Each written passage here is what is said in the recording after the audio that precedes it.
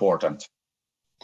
What do you think is the main reason for your success? The whole virality of the game, that it was a hit. Everyone, it was on everybody's phone. What was the success of the? I think it's a combination of many things. So it's always with any success story, it's not one thing or two things, but you need to get many things right. And I think that if you look at like Angry Birds as one example, it's again, of course, a fantastic game, fantastic characters, fantastic, like gameplay, fantastic marketing, and you have to get many things like right. And I think that is true when you look at most success stories kind of like out there, that it's always about not one thing, but many things that you need to get right. So that is, it's very important. And again, I think also always been kind of like an entrepreneur. So I think it's also about like enjoying doing things. That's what kind of like entrepreneurs to me are people who do things. Enjoy the process. That's what they say. Yes, very good. Yeah. You've been developing games since 2003, and why did you choose the main thing of your game to be birds? Like, why birds? Yeah, so actually, so as I said, I have always been interested in games, always been playing games. But then Rovio as a company started in 2003, and that came out of a game making competition that I organized. And then Niklas, Kim, and Jarno, so 3 young guys who were studying here at Aalto University in Helsinki, they took part in that competition and they actually won it. And then they came to me and asked me that, okay, like now what? We won this game making competition. What should we do? And I said that my recommendation, and it's like also for you and for everybody, that you should always do what you love to do. And it was very clear that they loved not only playing games, but also making games. So I said, why don't you start a company to do what you love, which was, like making games. And that's what they did. And they actually started the company 2003. And then they made over the following 6 years, 51 games. And then the 52nd game was Angry Birds. And if you then look at, okay, why birds, why pigs and all of that, that actually came from Jaakko Iisalo, so one of the game designers at Rovio. So he had been drawing these bird characters for many years. And then everybody, when he was pitching a new, he was promoting a new game idea in the company, then everybody fell in love with the characters. They didn't really like get the game idea that he was pitching, but everybody said that we have to build a game around those birds. So that's actually how the bird characters came about. And this is also a great example that when you talk about games and making games, it's not typically not one person, it's a team effort. It's many people are needed. I mean, somebody that draws the character, somebody does the programming, somebody does the music, like the music that everybody knows and loves in Angry Birds was done by Ari Pulkkinen, who is local like composer, and he's made fantastic music for many games, and Angry Birds is of course the most well-known. But again, team effort, many people, and then then why not birds? So I think that's kind of like one way of looking at it. Yeah, fair enough. But why did they fall in love? What was the main thing that they fell in love with the characters? Obviously you have Red and the but I think that it's one of these things. I mean, okay, you take Angry Birds, or you take like Mickey Mouse, or you take Hello Kitty. Hello Kitty, from Japan, everybody loves that cat character. But then Sanrio has 200 or I don't know how many other like hundreds of characters. But for some reason, everybody loves that one, cat character. And I think it's the same with Angry Birds, that it's, I think, impossible to say why, a particular character then turns out to be, kind of like loved by everybody. So I think that it's that's kind of like part of the magic, and it's very difficult to predict that, okay, this character will be super popular like Angry Birds or Mickey Mouse, and then some characters, even though I mean, they're beautiful design and they look very like nice, but then again, very difficult to say why a particular character then becomes the Mickey Mouse, the Angry Birds, the Hello Kitty. Yeah, and initially, what age group was the game targeted at? All ages. Every single age from everybody. Yeah, there's no like particular target, so that was not like part of the design or anything like that. That it's like for everybody. Yeah, but how was another commonly asked question is how was the game created? Everyone wants to know how was the game created. So 12 people working in the company, and then as I said, like team effort. So Jaakko Iisalo did the character design, and then like the sound effects, the laughter that you hear from the pigs and all that was created after like a few drinks at the office, and then like the team doing those things. So that's like the team actually there producing those sound effects. Ari Pulkkinen did famous like Angry Birds like soundtrack. So that's by Ari. So again, team effort. That's like how it works. And I think that that's very typical for all game development efforts. Are you like still involved with the Angry Birds? I left Angry Birds and Rovio in 2016, so I haven't been involved with that day to day since then. So right now I'm working on many different companies, different projects, some in games. So for example, I'm working with a company called Big Ear Games, so making fun learning games for music. So that is something that you can find in the App Store, and then involved with some other game studios as well. And then, basically as advisor, investor. So that is what I do nowadays. So working with many different games companies, but not involved with Rovio or Angry Birds anymore. Your nickname was the Mighty Eagle. Yes. What's the origin of that? It's the most powerful character in the game. So that was kind of like when I started working full time at Rovio, then always believed that you need to have titles. So that was actually my official title on my business card, was the Mighty Eagle. And if you look at the game, the Mighty Eagle is the most powerful character in the game. If you have a problem clearing a level, then you call on the Mighty Eagle, and then in one shot the level is gone. So it's like a silver bullet to get you out of trouble. Yeah, that's really cool. Actually, that has a symbolic meaning to it.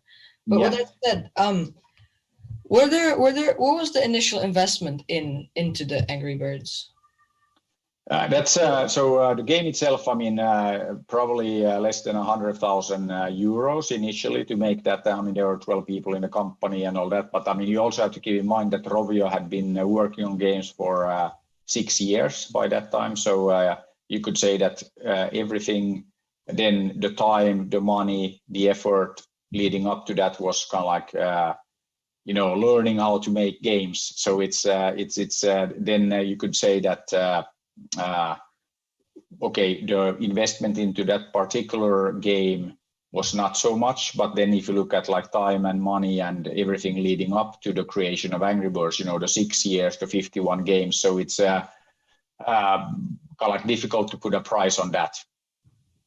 Yeah, I mean, when I was a child, the first game I got on my phone was the Angry Birds game, because very nice. I saw my cousins play it all the time, and I think very good. a lot of the people that I grew up with and my generation, I think most of them have been playing that game, and all of them are familiar with it. But with that said, what is the future for gaming, in your opinion? What is but I think that gaming is doing great, and there's a lot of potential to grow it, further. And also, if you look at now what has happened during the COVID-19, pandemic, that games companies are doing extremely well because people are, bored, stuck at their, homes, and of course, then you need entertainment. So games are doing great, and I think that. There is a lot of room to grow that market, and games are already bigger than movies, bigger than music, bigger than anything else in entertainment. So it's kind of like the biggest part of the entertainment industry, and I think that we will see that grow even further. So you could even say that there's nothing bigger than games. Yeah, I'm sure. You think the format of the games is going to shift more towards Fortnite Battle Royale, in that kind of stuff? Do you think yeah, I mean, of course, I mean, these things kind of like, like come and go. I think that, I mean, if you look at Fortnite, that's of course massive hit, and same time you had PUBG, that's still also like a big hit many places, and then Minecraft, and I think that there's lots of these kind of like phenomena, and many of them are of course stronger than ever. But I think that that's again, there also will be like the next Angry Birds, the next Fortnite, and that's kind of like nature of the industry, nature of the entertainment industry, that there's constant development, and there's new innovation happening like all the time. So I think that what you will see is more like capable devices, bigger screens, more processing power, more sensors, more capabilities that can be used in games. Yeah. And I think that also you will see more we'll see innovation. I mean, a great example of the kind of things that can really have a huge impact, like, or you take like Pokemon Go. That's also like a nice example of how you can make use of the mobility and the fact that we're talking about mobile devices. So I think that you will see more of those kind of things as well. So I think that there's lots of opportunity to innovate, and a lot of we can expect to see many new let's say forms of games, and we will see many new success stories as well. Yeah. Are you aware of the current situation between Fortnite and the Apple Store? Do you know what's going on? Yes, of course. Yeah. What's your opinion on that? Will be like interesting to see. I think that it's not like exactly like a win-win situation, but maybe more like a lose-lose situation. Yeah, I mean, we also did a little bit of that kind of activity, like trying to level the playing field when it comes to like the distribution and the app store. So when we launched Angry Birds on Android the first time, we actually launched that together with a company called GetJar. So they had like an app store that was like alternative to the Google Play Store. But I think that it's again the ecosystem owners, Apple, Google, they are in a very strong position, and if they don't want to do something, then they won't. And I mean, of course, 30% to charge for distribution. It's it's a high percentage, but at the same time, it used to be even worse. So now it's like the 70-30 revenue share between developers and the ecosystem owners like Apple and Google. So it's a lot of money, but at the same time, it's not as bad as it used to be. So we'll see how this Epic and Apple like struggle will, and that's actually Google is part of that as well. I think that it remains to be seen. I think it's tough for Epic to win that, but we'll see how it will turn out. But there is pressure to kind of like open up and level the playing field. So I think that we'll see, but it's really tough to say how it will play out in the end. Have you ever experienced any difficulties with App Store and Google being a game? I mean, but of course there's always like challenges and all that. But I mean, I've been around for a while, so I remember that it used to be much more difficult before the App Store. So I think that the App Stores are kind of like fairly easy to deal with. So they have their own particular like rules, and you just kind of like you don't have much choice unless you are like Epic or somebody like that. But I mean, most developers have no choice but to follow kind of like the rules. So I think that probably like we'll see that situation continue. Coming back to the topic of Angry Birds. Yeah. How long did it take for the game to go viral? How long have you waited for it to blow up? it didn't happen like very quickly. I mean, basically, the game came out 11th of December 2009, became #1 in Finland, then in Sweden, then Apple took note, featured it in the UK and the US, and okay, then it kind of like took off. So first 12 months, 50 million downloads, and then over Christmas 2010, I did 25 million because everybody got new, like Android and iPhones and stuff like that. So, and then we hit 100 million in March 2011, and nowadays it's over 4 billion. So yeah, I could say that it was like a reasonably slow ramp, but also a few less like phones and let's say a bit smaller market back then. So I think that it's always, like looking now like 10 years back, of course, the market was different, and also not everybody was playing games. So, I mean, you still had gamers and non-gamers. I mean, now we don't really have that kind of distinction too much anymore. I mean, everybody plays games, and it doesn't matter or anything like that. So. Yeah. So I think that's but yeah, I think that again, yeah, it took a while, but then when it took off pretty nicely. So yeah. Yeah. So you were in Uzbekistan this March. Yes. And how did you find the trip? Well, it's very nice. So I mean, it was my first time in Uzbekistan, and it was really a very good trip. I mean, I was only there for a day and a half, so it was very short. But yeah, I really had a good time and met with lots of people. And probably I would have been back by now, but of course, then the COVID pandemic, of course, is not helping things there. But yeah, it was really nice. You should definitely stay longer next time. But talking about people. How did you find the youngsters in Uzbekistan? What's your impression of them? I was actually very impressed. So I think that we had very good dialogue. I gave a few talks at the schools and universities there, and very good discussion, very good interaction. So it was very impressive. And I mean, we talked a lot about also being from Finland. We have what is one of the best educational systems anywhere in the world. So also talking about the fact that we would love to see more students from Uzbekistan here in the Finnish universities, Finnish high schools, and all of that. So hopefully we can kind of now, after we get through this crisis, I think that would be fantastic to see more students from Uzbekistan come to Finland, and also, I mean, the other way around. So I think that there's we're practically neighbors. I mean, it's a very short distance actually when you start looking at the map. So hopefully we can also get direct flights going, so that would be important. What advice would you give young aspiring entrepreneurs that are looking to generate profit? Yeah. I mean, the same advice that I gave to Niklas, Kim, and Jarno when they won this game making competition.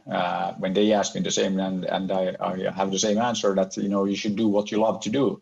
So I mean, if you love making games, then why don't you start a company to do that, or whatever your passion is. I think it's important to pursue that. And what I also always say is that there are very few things in life that actually are impossible. So I think it's important to dream big, follow your dreams, and go out there and make it happen. So I think that this is something that again really encourage all young people, and actually all people in Uzbekistan, that I mean you should follow your dream. And if 3 young guys here in Helsinki in Finland can make Angry Birds, there's no reason why 3 young guys or girls in Tashkent couldn't do the same, or anywhere in Uzbekistan or anywhere in the world. So I think that this is something that is very important, that it's all about doing. And I think that is for me what entrepreneurship is all about, that it's about doing things, and it's about ambition, it's about attitude. So that's very important. So don't be afraid of thinking big and dreaming big, and then going out there and like making it real. You've been in the industry for a while now, and how did you experience any moments where like you were about to give up or you were about to lose faith in the project? No, not really. I think that I also because of the experience that I have this kind of like patience there, that I think that also seen that typically, you know, okay, you might not succeed like immediately, but I mean, you give it a bit of time, eventually you will. So I'm kind of like this eternal optimist that I think that, you know, like just stay at it, and then you know, you'll get there. So I think that that's also like for an entrepreneur, that is an important characteristic, that you don't give up easily, and also that, you know, there are very few overnight success stories. I mean, take Angry Birds, 51 games, 6 years, and then the 52nd game was Angry Birds. It wasn't the first, it wasn't the second, not even the third, but the 52nd game. And I think that this is true in most businesses, that it requires a bit of you know, time and work and all that. So it's not like winning the lottery, that, you know, you actually have to put in a bit of effort and time to get there, and then, you know, you just keep at it, and then you have to believe, or you have to know that you will be successful at some point. That's true. How there's a question asking that how many types of products are currently on the market under the Angry Birds brand? I have no idea, but I mean, probably not as many as there used to be, but we had thousands and thousands of different products at some point. So there's been thousands of different Angry Birds products, everything from, you know, soft drinks to activity parks. So it's like a very wide variety of different like products. So but yeah, I don't know idea of the exact number currently. Yeah, that must be a lot. Do they generate a lot of revenue? Do they generate a lot of income? Yeah, I mean, it used to be like half the business was like in non-games related, you know, like business. So everything from animation to, you know, like consumer products. But I think nowadays it's mainly the games business. So that's kind of like the main thing. But as I said, I mean, I'm not involved in the day-to-day operations. So again, I don't have the exact numbers. Yeah, there's another question asking, how can you describe yourself in a nutshell? I'm an entrepreneur. That's all they need to know. Yeah. Fair enough. But then, being an entrepreneur, like it's important to never give up. Is that what's more important? I think that, but I think that's like for entrepreneurs, and it's like important in life, that I think that you know, I think that's important, kind of like characteristic. And also, I mean, then it's about how you deal with you know, failure and like all of that. That I mean, you learn from your mistakes, from, you know, the failures, and then how I deal with, you know, that of course you make lots of mistakes, and you know, have when you do new things, more often than not, the new, you know, things fail. But then, you know, like you keep at it, and eventually, you know, like you will not fail, and you will be successful. And I think that then to deal with you know, failure, that then you know, you learn, and then you forget, and you kind of like move on. So I think it's important not to kind of like stop and dwell and like start with this, that, oh, I didn't like succeed with this, and, you know, like I will, you know, and then you get into this very negative like spirit. So I think that it's important to kind of like believe and know that, okay, you will be successful, and just need to kind of like keep at it. And I think that's also what it's a very important characteristic for any entrepreneur, that you have to believe that you will be successful. Yeah, that's definitely true. And how long did it take you to develop Angry Birds? Angry Birds was 12 people, 8 months done. So that's but it's again, I mean, if you look at games, I mean, you have games, some games take 5 years to make, some games take 5 weeks. So it really depends on the game, of course, nowadays, that, you know, like how long does it take, and how many people, and like all of that. But yeah, I think that there is no kind of like, let's say, normal in there. It really depends on the game and the team and all of that. But yeah, with Angry Birds back then, it was 8 months and 12 people. Yeah, what is the longest? What type of games are it takes the longest time to make? Oh, I mean, if you look at the big big console games, I mean, they can take years and years. But I mean, also like another Finnish studio, they just came out with this Oceanhorn. Actually, they did that Oceanhorn, you know, original 5 years ago, I think. And then now they came out with Oceanhorn 2, and that took about 5 years for them to make. And it's kind of like it's a big like game.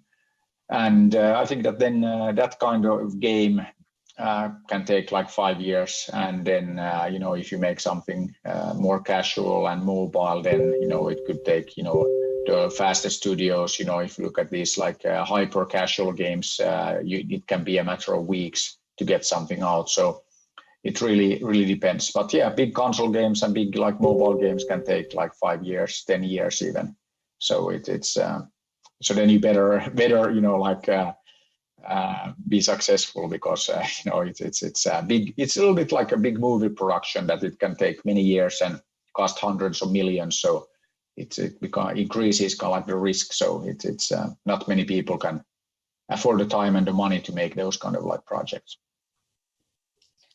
Well, was there ever a focus group that you once tested Angry Birds with? Like, did you take? Not really. I mean, I think that at Rovio, we always believe that in making games that we love ourselves, and not, you know, building that for like various focus groups or anything like that. So we didn't really do any focus groups or any testing like that. Okay, later on, yeah, we did some of that for some of the other games, but I think that it's also yeah, it's also very like game specific, you know, and company specific on how you like develop your products. What is the future of Angry Birds in gaming, in your opinion? Yeah, I don't know about like the future Angry Birds. I'm not like involved in that anymore, but I think that just if I look at gaming, I think that there is a very bright future, and there is lots of opportunity to grow and lots of opportunity to create fantastic new games. So I think that that's you know, the way I look at gaming, that it's off to a good start. But I mean, there's a lot more that we can do like in games. So it's a good place to be. Yeah, that's certainly true. What is the most promising genre of a game, in your opinion? Ooh, I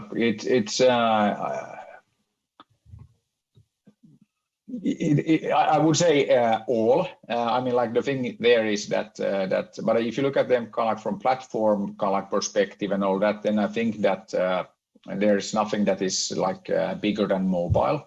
But then if you take many of the games currently, and I mean, it was actually the same with Angry Birds, that then it's about being on all screens, you know, mobile, console, PC, you name it. And I think that is, you know, looking at it from like a platform perspective, that you want to be everywhere. Then with the genres, I think that there's opportunity everywhere, and it's more about not so much about the genre, but it's about like the making the best possible game, no matter which platform, which genre. That it's all about, you know, making great games in the end. What are the plans? What are your plans for the future? What do you plan to do in the future? Like my plans, I mean, I will just like keep working on like many different things. So it's not just like games, but as I said, I'm an entrepreneur, so I'm working on many different projects, and I think that right now think that there's a lot of opportunity in bringing games and education together. So we're looking at a lot about at least like fun learning and making learning fun. And I think that we can do a lot by bringing together the best pedagogues and the best game designers. I think there's lots of opportunity in there. And in general, I think that there's a lot that we can do around education. I mean, it's a massive market, and it's clearly like there's a lot of opportunity to make learning more fun and make education better. So I think that's a very interesting area. Yeah. In order for the game to be known worldwide, you have to promote it. How much do companies spend on average in marketing?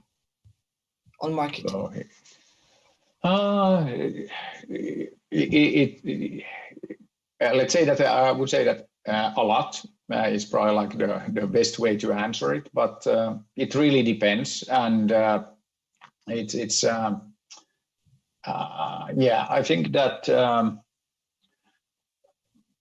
many of most of the games nowadays are free to play, and that is very data and analytics driven. So I would say that besides answering a lot, it's also like as much as they can. So once you figure out how to make user acquisition, so you pay like $1 and you make $2, of course, then it makes sense to invest as much as you can into marketing and user acquisition, because you will make more money. So I think that is one way of looking at it. So there's kind of like no limit to it, and the most successful games companies, they spend hundreds and hundreds of millions on marketing. So but then they also make billions. So but of course, yeah. So it's like as much as they can is kind of maybe the best answer I can give. Yeah, marketing is really important in a game. I think yes. It is the biggest. It's the biggest area where a lot of money goes into. Yes. But that's all the questions I have for you. Okay. Thank you so much for being here, and it was really an honor to be interviewing here. I'm really thankful for the opportunity, and thank you to be. Thank you, Mr. Peter. Mr. Peter. Yes. Your last wishes to our young generation. No, I think that the most important thing is, that you do what you love, and then also that you go out there and do things. So I think that, great ideas and great thoughts without action are, just that. They're just great ideas. So I think that it's important that you then go out there and make them real. So, do what you love is very important. Thank you, Mr. Peter Ramon. Thank you for the great session. Okay, see you. Thank you. Yeah, hey, I'm looking forward to seeing you. Yeah. You should come soon. Thank you so much. Thank you for being here. Welcome to Finland and Helsinki too. Yeah, thank you. Thank you so much. Bye.